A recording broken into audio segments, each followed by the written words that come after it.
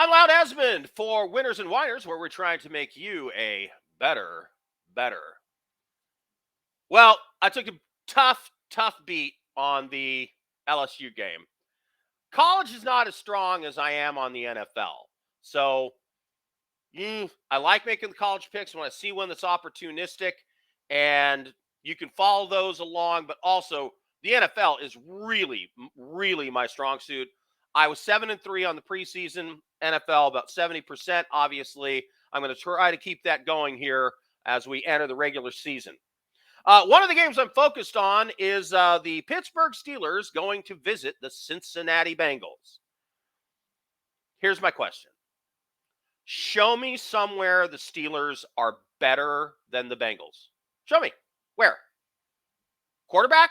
No. The Bengals have Joe Burrow, one of the best young quarterbacks in the league. And, for right now, it's Mitch Trubisky for the Steelers. Like Mitch, wish him well, but I think he's just holding that job until the young guy from Pitt comes in. And I just don't think it's a great situation. So in the most important quarterback position, guess what? Cincinnati has Joe and Pittsburgh has a schmo. Receivers, 2 words, Jamar Chase. That's one name, but it's 2 words anyway. And he has T. Higgins and Tyler Boyd also. Those guys can all play. And Hayden Hurst is more than a decent tight end. Okay, so the Steelers have Deontay Johnson, Chase Claypool, emerging rookie George Pickens, but they don't come close to being as good as the Bengals wide receivers. Sorry. And Pat Freiermuth is just an average tight end for Pittsburgh. Cincinnati's glaring weakness that almost got Joe Burrow killed last year, even though they went to the Super Bowl, was their offensive line. And boy, did they address that in the offseason. Meanwhile, the Steelers' offensive line is still a major liability.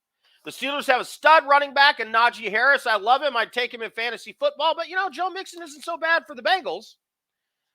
And then the Steelers' defense has a great reputation, but it was bad last year. Finished in the bottom third of the league statistically, even with all the great talent that they have on paper. And now they return the same group, basically, with a less experienced defensive coordinator, first-year defensive coordinator, Terrell Austin. The Bengals defense, I call them sort of the no-name defense because there's no names that jump off the page right away, finished the season in the middle of the pack and well above the Steelers statistically. The Bengals also addressed the defense in the draft, and they took a DB in the first, second, and fifth rounds, along with 2 defensive linemen to help shore up that defense. I don't see anywhere where the Steelers are decisively better than the Bengals. Oh, but Mike Tomlin, he's a genius. He's a great coach. Yeah.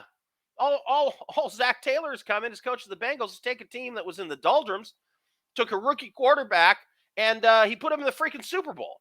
Well, I wasn't a rookie, second year. Anyway, it's a wash when it comes to coach.